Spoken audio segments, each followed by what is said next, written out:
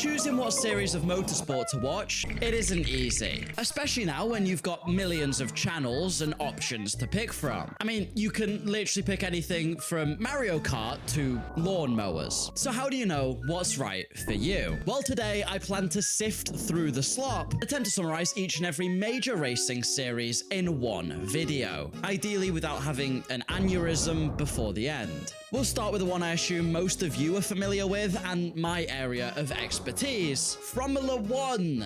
Formula One. Let's be honest, if you're brand new to motorsport, Formula One is the most accessible way to get into it. Every single session is broadcast live on TV, probably. Okay, watching F1 can actually be a bit of a nightmare. I mean, if you're lucky enough to live in one of the regions that has F1 TV, I am so jealous of you. You can pay a yearly or monthly subscription to not only watch all of the live broadcasts, but also every single race from history that was broadcast on TV. But if you don't live in one of those places, for example, the country where a man bathes in his bin. If I want to have a swim in my own bin on the hottest day that we've ever had in England, then I'm entitled to do so. You to stop me. You've got nothing to say now, have you? The UK. Well, enjoy rolling the dice of either potentially having F1 broadcast for free on a TV channel or shelling out £60 billion a year just to watch Sky Sports. I know the reason I really don't like Sky Sports is just because they play ads and you pay so much money for that service. Once you do figure out the best way to watch F1 in your place of residence, I'm assuming 99% of you just find a dodgy website anyway. Well, you may be wondering, what the fuck is Formula One about? Well, each year, 10 teams, soon to be 11, hello if you're watching in 2026, they start by building a car. 2 cars, actually. Every team has to build these cars under a strict set of rules, known as the formula. They then get a small window of time to test these cars before they're sent off to race. A race weekend consists of 3 practice sessions, a qualifying session, in which the bottom 5 drivers are eliminated until we're left with the top 10 that fight it out for first place on the grid, also known as pole position. No, it is not a Polish yoga move. Occasionally, Formula One also decide to have a sprint weekend where they shove in an extra, shorter little race just for the funsies. These weekends typically only have 1 practice session as well, and they have 2 qualifying sessions, the sprint and then the full Grand Prix on Sunday. Yippee, the race where cars go in squiggly circles for like 2 hours. Yeah. If that's too slow for you though, many fans who have a significant portion of their brain missing, well, they choose to actually skip the F1 season entirely, and they just watch the Netflix documentary Drive to Survive. The main issue with this is that it's as accurate as ChatGPT when you ask it a question. Oh sure, the formatting is great, but the actual substance, the facts, they're exaggerated at best. You can push harder. And flat out wrong at worst. You know, he's a good-looking young lad. Within Formula One, there are 20 drivers, so how do you know how to pick your favorite one? Well, I have 3 methods here for you. Method A, pick the most attractive one. Congratulations, you're probably a Leclerc fan. Method 2, pick the funniest one. Welcome to the Fernando Alonso fan club. Method C, pick the guy who's winning. You glory hunter. Common complaints about Formula One include the fact that the cars aren't equal, which can often lead to certain drivers and teams dominating, which can often bore some fans. I'd argue that the seasons where everyone's fighting really close and it's intense battles are worth the wait for, but I can understand the other point of view. It's not for everyone. The other argument is that the sport has way too many rules and regulations that just honestly don't make much sense when it comes to the racing. What I mean by this is a lot more penalties are given out than in other motorsports, and often it's for things that would be deemed legal elsewhere, or at least a racing incident. And if those are real deal breakers to you, let me introduce you to IndyCar. Often this is just written off as American F1, but it is so much more than just that. First off, if you have actually heard of IndyCar, it's probably because of one race, the Indy 500. Sure, at a glance, it's a bunch of morons going in a circle for a few hours. But once you start accounting for the speeds, which are upwards of 200 miles an hour for hours on end, once you account for the slipstream, which means the drivers are sniffing each other's arses because they're that close, And then once you see the absolutely mental crashes these guys get into, you'll start to realize that the Indy 500 is quite a bit more than that. I mean, it's even a part of the prestigious Triple Crown of Motorsport, something only one driver, Graham Hill, has won. It's a challenge for a driver to win the F1 Monaco Grand Prix, the 24 Hours of Le Mans, which we're going to mention later in the video, and the Indy 500. So if the drivers are willing to put that much prestige on winning silly circle race, it must be a pretty important silly circle race. Indy is also a lot more than just the 500 and other events where you turn left for a couple hours. It's got a huge selection of circuits with, would you believe it, right turns. Imagine Formula One, but fuck all the stuff about the track being safe. Everyone drives the same car, and rules? Rules aren't freedom, and this is America, baby. IndyCar to Formula One is like if you gave your unhinged cousin a racing series. Like, sure, it works, the cars go around the track, and there are some rules and safety features, but at the end of the day, you're wondering how it's ever made it this far in life, because it can just be absolutely mental at times. If you are going to watch any Indy race other than the 500, I strongly suggest tuning in to Laguna Seca, because that race is usually just nuts. Side by side and 1 and 2 before, but there's contact. Scott McLaughlin looks like Newgarden. I see lots of cars. Man, he didn't even drop a wheel. That's affected one of the Hunkos Hollinger cars. I think it's Ilon. Rounding, that's what happened to his tires. SPC, Will Lucas, he's off. Devlin DiFrancesco in the blue car. Trust me, go back, watch the 2023 highlights of that race, the 2024 ones too. Wow. Honestly, the biggest issue with Indy just seems to be the accessibility. Like, if you're in America, great. It's broadcast on a bunch of TV channels there. You'll be absolutely fine. But for the rest of the world, well, to start with, the timings are off because we have these stupid things called time zones because Earth goes spin around sun. And also in many other countries, it just isn't straight up broadcast. So if you want to watch IndyCar, set sail. Wink, wink. Won't be the last time I say that in this video. There's also the issue that if open wheel racing isn't your thing, so far I've only talked about Formula One and IndyCar, which are very much similar racing series. So let's go to the other end of the spectrum, something a little bit different, rallying. At its absolute peak, it could be argued that rally was even more popular than Formula One. It's safe to say over the past few decades, it's been on a bit of a decline, and I am going to talk about why and how that happened, but how also, if you want to become a fan of rallying, that shouldn't affect your opinion of it. It's still good fun. But very quickly, I must fulfill an obligation as a man on YouTube and ask for your subscription. It's just a formality, really. And then I have to thank the absolute legends that are the channel members who, from just 99p a month, help support the channel financially, and I really do appreciate it. Thanks, guys. It means a lot. You are truly helping me out here. And of course, I will just offer you a quick 10% discount on official Formula One merchandise. Use code DanNoSkill10 over at V12RS, and you can get yourself some pretty high quality merch. I can attest to that. It's really good. It's the official stuff.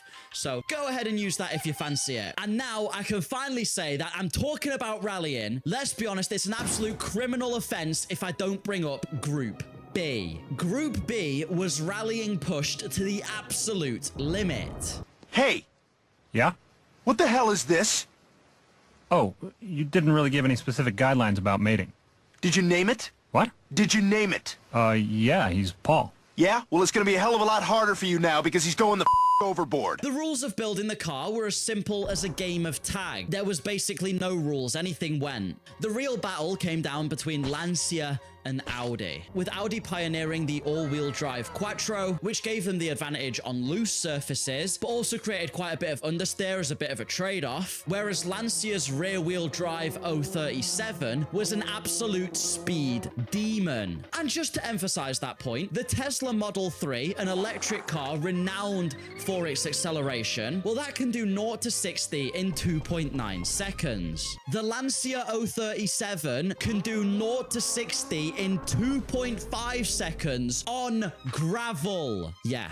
Group B was evidently amazing. The title battle between Audi and Lancia was just magic to watch, but and this is a but bigger than Bottas's. It was deadly. Not only did WRC suffer from the death of drivers and co-pilots, but the huge audiences that attended Group B Rally also weren't safe. I mean, I'm sure you've seen the pictures of how close the crowd were getting to those Group B Rally cars during its heyday. You're about an inch off becoming car food half the time. If you were alive in the 1980s and you had the survival instinct of a banana, chances are you were attending a Group B Rally stage because half the time it would squash one of its fans, if not more than one. The final straw for Group B was a crash at Tour de Corsa, and in 1987, Group B was abandoned, never to race in rally again. Now, this legendary era of rally was over, but it certainly didn't mean the spirit of rally was lost forever.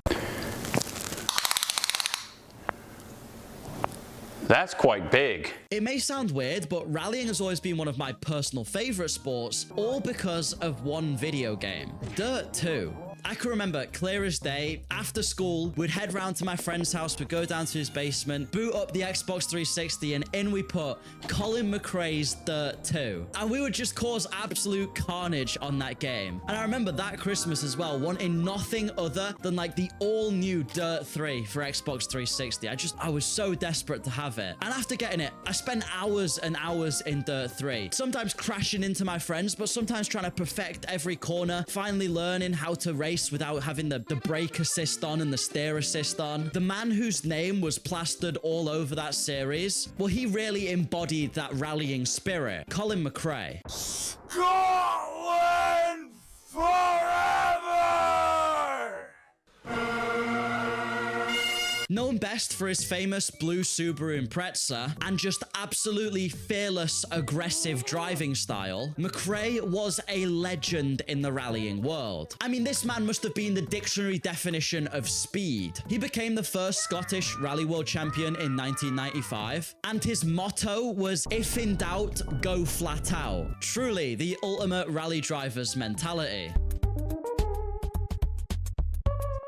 And it's exactly what I said to myself every time I slammed into the rocks in Dirt 3. Sadly though, in 2007, Colin passed in a helicopter accident. And with him, I think a little bit of rallying died too. Even so, rally is still absolutely spectacular and will always hold a bit of a place in my heart. I mean, it's drivers on the absolute limit, off-road, driving on courses that weren't even meant to be raced upon. It's not like a purpose-built racetrack. There's obstacles, jumps, and a person's living room to crash into. Rally also doesn't just end with the traditional point-to-point rallies. There's also Rallycross, which is a circuit track-based version of rallying where drivers are racing against each other. Just have a watch of it because it is crazy. And there's also Rally Raid, which is just, I mean, wow. An example of Rally Raid is the Dakar Rally, which is literally plonk a rally truck in the middle of the desert. Here's some sort of instructions. Get to the finish line first. Good luck. If you get any time to watch a little bit of the Dakar Rally, please do, because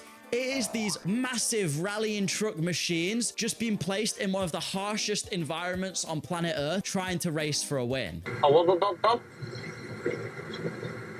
What? I said, what time is it now?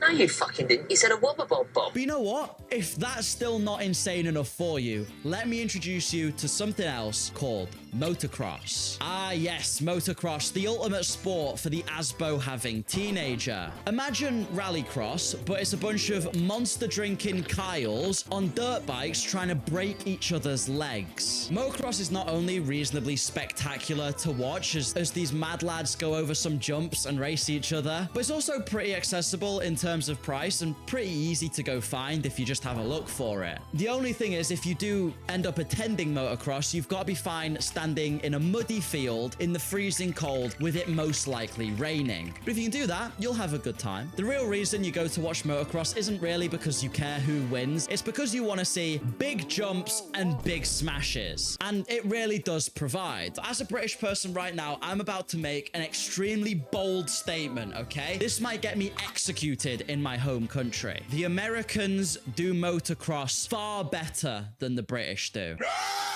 I mean, ours is 16-year-olds on a farm in the middle of nowhere going over some jumps. But in the USA, it's a full-on stadium with like massive mud jumps, all these bumps and stuff, professional riders, packed out crowd going to watch it. It's insane. They do it 10 times better than any other country. So trust me, if you get the chance to watch motocross, make sure you watch the American version. But if you live elsewhere, there should be somewhere local you can just rock up and stand in your wellies and have a look. Then again, though, if all the mud and dirt aren't really for you, that's fair enough. I can understand. But you still want something on two wheels. How about MotoGP? What happens when you cross the tracks, the professionalism, and the general vibe of Formula One with motorbikes? Well, you get MotoGP, one of the most prestigious racing series in the entire world. These guys are absolute madmen. And I'm sorry. They are so incredibly skilled, because how the fuck are you getting a bike to go that low to the floor, side by side, through some corners, and then through some more corners? I mean, I know there must be some kind of maths or physics or something that makes MotoGP possible, but in my mind, it just shouldn't work. No motorbike should be able to do that. And yet they do.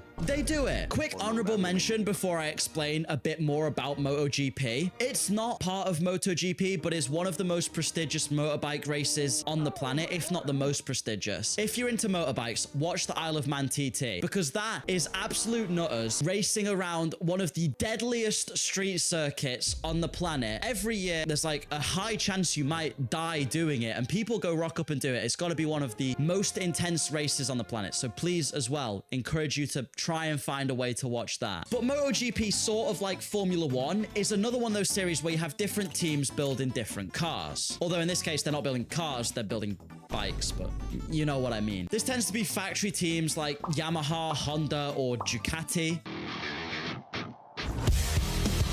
But then what they'll also do is they'll distribute those bikes to satellite teams, which are basically just customer teams of the main factory ones. And obviously these other teams will do setup work, etc., to race and compete against everyone else. So it's not a spec series. You'll have people racing different bikes, but you'll have a few entries of the same bike within MotoGP. If you'd like another comparison to Formula One, they've even got their own version of Michael Lewis Hamilton in the form of Valentino Rossi, the former MotoGP rider, and now he's actually a team owner within the sport, who has 7 MotoGP World Championships, and he's actually secured 9, including Moto2 and Moto3 championships he's won. With that said, it's actually Giacomo Agostini who has the most, and that was way back in the 60s and 70s. MotoGP tends to have extremely close racing, a lot more so than Formula One, which means that it's less likely to see that extended dominance that you get with F1 drivers, and it's also a lot more likely to see some insane crashes. I mean, mostly because when you get a car crash, it's the bodywork of the car that takes the brunt of the force. In MotoGP, your body takes the force because you are flung from a motorbike onto the track, sliding across. I mean, best case scenario is you don't get hit by another bike, you don't slam into the wall, and you scrape yourself along the gravel trap trying not to break a limb. I think a big testament to MotoGP and the advancements it's made is how safe their riders are, though, because they will have these crashes, and because of how the suits protect them and almost acting like a cushion, they will walk away fine. With that said, also sometimes these riders will just kick each other as they ride along, so maybe they're not the most safety conscious people in the world. Oh, also, in order to keep up any speed they might have, they are happy to headbutt any wildlife like birds that might get in their way. With all these racing series, they create a lot of noise, they have a lot of petrol smell, and if that's not for you, but you still like racing, well, number 1, grow a pair, because noise is cool and petrol smells nice. And number 2, may I present to you Formula E, the racing series for the biggest melts. I mean, I'm joking. You're allowed to like Formula E. Melt. Formula E started out, at least I believe, as trying to be an electric rival to Formula One. What they've sort of become is just an electric middle ground between Formula 2 and Formula 1. It's where you go to just shove a driver if you're not quite sure you want to promote them up to F1 yet. Either that, or you're a washed F1 driver and you just want somewhere to race still. Formula E seems to so desperately want to be taken seriously, but the problem is the series itself, it's just a bit of a joke. When it first started, I remember one of the biggest most community jokes pointed towards the series was, it's the fact that it was trying to be this green, environmentally friendly racing series, right? But the drivers were having to swap in and out of 2 cars throughout the race because the battery couldn't hold the charge. So in actual fact, they were building double the racing cars for a season, which is far worse for the environment than just having an engine. Now, while props to them, that has been fixed for absolutely ages now. Formula E does still have this weird issue where they keep introducing Mario Kart-esque gimmicks. It wants to be taken seriously as a racing series, but then it has this attack mode through some of the corners where drivers need to take an outside line and then they get a little bit extra engine boost to try and attack or defend against whoever's near them. The problem is most drivers find these completely useless and more of a hindrance than anything during the race. But Formula E mandates the drivers must use these zones at least twice per race because otherwise everyone would literally just think, yeah, they are useless. So now the drivers go reluctantly use them, usually in a time where it won't help them defend or attack just because they want to get them out the way. Now for the 2025 season, Formula E are introducing something called Pit Boost, where the driver has a 30-second charge in the pit lane that gives them an extra bit of engine power when they come back out onto the track, which is cool, I guess, but again, it just feels a little bit gimmicky. It's not all negatives with Formula E. They do manage to do some things right. Firstly, it's a spec series, which means the racing is always going to be close. Everyone's driving the same car, and that will often lead to pretty crazy battles throughout the entire race. Combining that with the fact that you have drivers of a pretty mixed ability rating, you occasionally get some wild crashes or hilarious moments during a Formula E race. Plus, Formula E uses the slightly slower speed of their cars to their advantage. This is by racing at unique, tight and twisty tracks, something that Formula 1 probably couldn't do. I'd liken where Formula E races a lot closer to something like Indy road courses as opposed to purpose-built Formula 1 tracks. Would I personally watch Formula E? Probably not. The only real advantage is that they currently broadcast it for free, but as you're about to hear, they don't actually want to be doing that. Hello, I like money. It's hilarious because last year they tried to put Formula E behind a paywall, behind a subscription service, before they realized no one gives a about watching it. So they put it back on free TV because their only viewers are people who've fallen asleep and forgot to turn the telly off. But there you go. If you are a fan of electric vehicle racing, it is free to watch at the moment, at least in the UK. I'm not sure about other countries. So enjoy a bit of Formula E. So let's please get back to some petrol in this video before I blow my brains out having to listen to the fucking electric engine whir any longer. You know what? Here's the Cadillac from the next series we're about to talk about, doing an amazing launch. It's music to your ears. Just listen to this beauty. Endurance racing can very easily be written off as 1 billion hour race. Boring. But trust me here, just give it a chance. And first off, you've got so much motorsport to watch. The races are so long, that's hours and hours of entertainment. And I get it, right? Let's say it's a 12-hour or 24-hour race. You probably don't have time to be watching all that. But it's very easy to tune in and out of endurance racing. Pop in, watch a few laps, see a hypercar spear a GT car into the wall, then go off and do something else for a bit. Perfect. You do, however, get many different types of endurance racing, so which is the right one for you?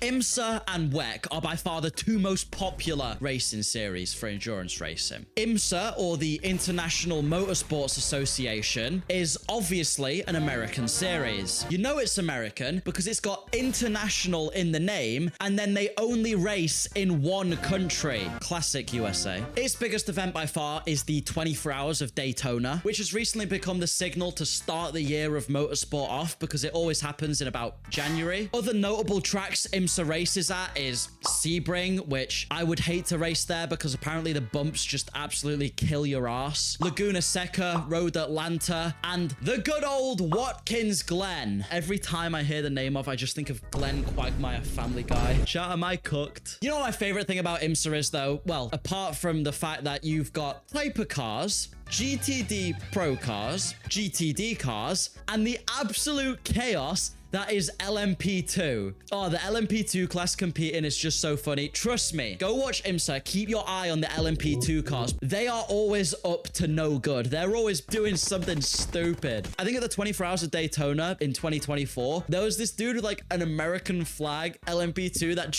he must have binned it like 40 fucking times. If Taron can find the clip, he'll put it in. No, my actual favorite thing about IMSA though is that you can watch it for free in any country across the world. Literally just go to imsa.tv online and there it is. You can watch it. I massively respect them for doing that for free because like most racing series now lock behind some kind of paywall. It is lovely to just occasionally, when I'm not doing anything, pop in, have a look at what's going on in an IMSA race and, you know, just enjoy the chaos. The only thing is, please, IMSA, update your graphics on screen. They are so hard to follow. Please. Before, however, we get talking about the European rival to IMSA, which is the World Endurance Championship. If you're still worried about endurance racing or not sure if it's for you, thinking it might be too long or too boring, just keep this in mind. It's multi-class racing. Now, I sort of talked about this when I was saying about the LMP2 class, the GTD Pro class. This means you've got cars constantly overtaking and lapping and racing against each other for hours and hours and hours, which means all it takes is one driver to have a lapse in judgment or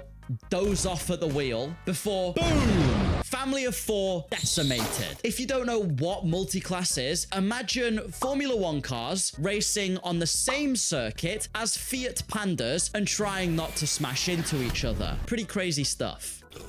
But moving on, let's talk about IMSA's older and much more popular brother, WEC, the World Endurance Championship. You can tell WEC isn't an American series because it's got world in the name and it actually travels to different countries. It visits iconic tracks such as Spa, Imola, Interlagos, and of course, it hosts the world famous 24 Hours of Le Mans. If you're going to follow any WEC race, the 24 Hours of Le Mans will be your choice. It's essentially the World Endurance Championship equivalent of the Indy 500. It's even in the Triple Crown. Except instead of turning left for a couple hours, this time you have hypercars, LMP2s, GT3s, racing around one of the fastest, most technical, 13 kilometers, 8 miles for my freedom lovers, most iconic racetracks in the world for an entire day. And if that's not pure, unfiltered motorsport, I don't know what is. WEC has definitely been growing as well. It's making a lot more mainstream appearances, especially, for example, in 2023 and 2024, when Ferrari won the 24 Hours of Le Mans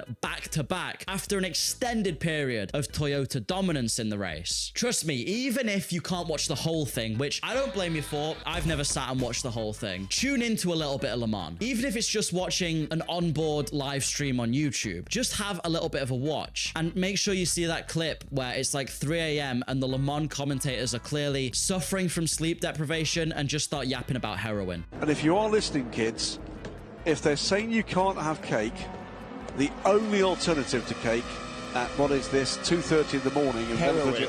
No, it's not that. In terms of watching WEC, though, it's not quite as accessible as IMSA. You can't just go online and watch it for free. It depends what country you're in. They may offer a subscription service on their website. I couldn't verify for sure, so don't take that as fact. But if you are in the EU, it seems that Eurosport is the main broadcaster of WEC, so have a look on there if you're interested. Weirdly off topic, but one time I was on YouTube and a live stream of, I think it was the 6 Hours of Imola, which was WEC, came up on my YouTube feed, and I clicked it. I was like, this is obviously not a proper live stream. Like, this is dodgy pirated live stream, but it's on YouTube for some reason. And it got to the end of the race and the official FIA WEC account just came in and started being like, hey guys, how's we going? And everyone was like, you're in the pirated dodgy stream and you've not taken it down. And they're like, yeah, see you all next week.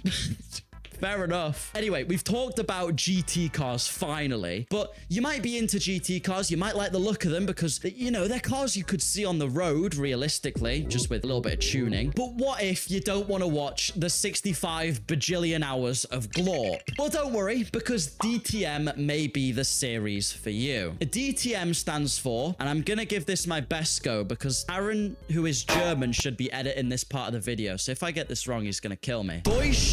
Deutsche Tourenwagen Masters. It's a GT championship that primarily races in Germany, where it's based in, but, you know, goes to other European tracks as well. Some notable ones include Zandvoort, the Nürburgring, the Red Bull Ring, and Hockenheim. Please bring back Hockenheim to F1, please. It's really good for that fix of fast, close, and exciting racing, all in a short burst. Plus, it's two 55-minute races, one on a Saturday, one on a Sunday. So it's very easy to just jump in and out of and get a bit of motorsport action. And for those of you who really like crashes, remember, this is GT racing, so rubbing is racing, and that means there can be some big crashes. Also funny ones. Nick Debris has also raced there, and he does the funny, probably. Although he's back in Formula E now, which is a shame. Enough about all that, though. It's time for me to stop ignoring one of the biggest motorsports in the world. It's the hell yeah, raw speed, extremely popular e-scooter racing.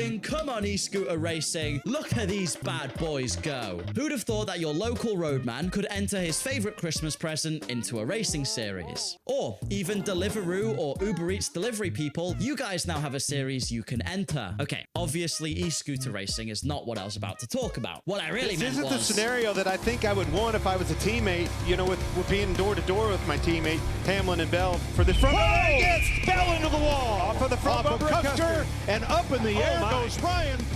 Freedom! America! Low goat! Saw goat! Best F1 driver ever! Hell yeah! It's NASCAR. Now, like IndyCar, many people just immediately write NASCAR off as turn left simulator. But honestly, and this again, very bold coming from a British person who should love Formula One and nothing else, NASCAR is epic. Every time I watch it, I am absolutely entertained. Every 2 minutes, especially at the Daytona 500, there is an absolutely massive crash. Whoever comments the low taper fade meme.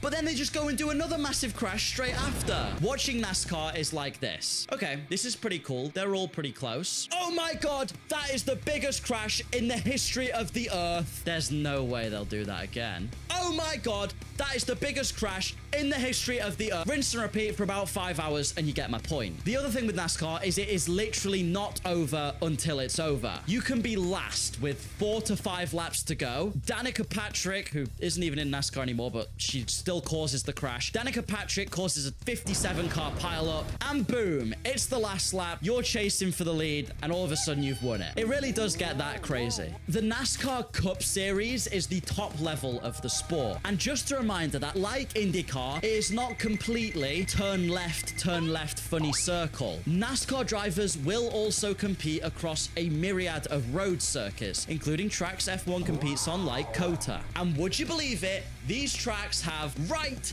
turns. Hell yeah, go on, America. The main problem, good luck watching NASCAR outside of the American continent. That shit is only broadcast in a select few countries. So if you're outside and want to watch it live rather than waiting for YouTube highlights to be uploaded, prepare to set sail for the 7 seas. Wink, wink. Surely you know what that means. Quickly actually talking about NASCAR and YouTube, I've got to praise NASCAR on what they've done recently with their YouTube policy. So unlike a lot of other motorsports, NASCAR have basically gone, f it. As long as you're not just re-uploading our races, we don't mind you using our clips and stuff for content. And they're actually letting people be creative and make stuff. Unlike Formula One, who sent a cease and desist letter to every YouTuber with F1 in their username. So go NASCAR for allowing YouTube content and having it actually work, because I've seen a few people coming out and saying, you know, I've got into NASCAR just purely from watching videos on YouTube and things that come up in my recommended. Really, all publicity is good publicity. How can I mention NASCAR without bringing up the legend that decided, you know what, I don't care if this is real life and not a video game. I'm gonna go wall riding like I'm playing the NASCAR game, make up 5 positions in one move, and move on to the championships. Ross Chastain, motorsport overtake of the decade, if not even more. Magical stuff. In terms of rules for NASCAR, there's about 4 of them, and none of them include the clause, don't kill your opponent. Just watch Talladega Nights. It's reasonably accurate. and it's shaking big time. I imagine every NASCAR driver as Ricky Bobby. It helps me sleep at night. And this concludes my video where I don't actually talk about every racing series ever because that would take way too long. Fucking e-scooter racing. But I did talk about a lot of them, and I hope it has actually helped you to maybe pick something or find a new interest just with these brief summaries of what they're sort of about. Please do consider a little pressy press of the subscribe button because I imagine you are down near that section now as you're leaving a little comment telling me what series you wish I would have talked about, which is fine. Go ahead and leave me one and I'll have a look. I'm curious to see what I've missed out. As always, a massive thanks to the channel members. Just once again, you guys, your support really does help, and I massively appreciate everyone who's become a channel member recently. Thank you so much. Really appreciate you watching. Have a lovely rest of your day, and goodbye.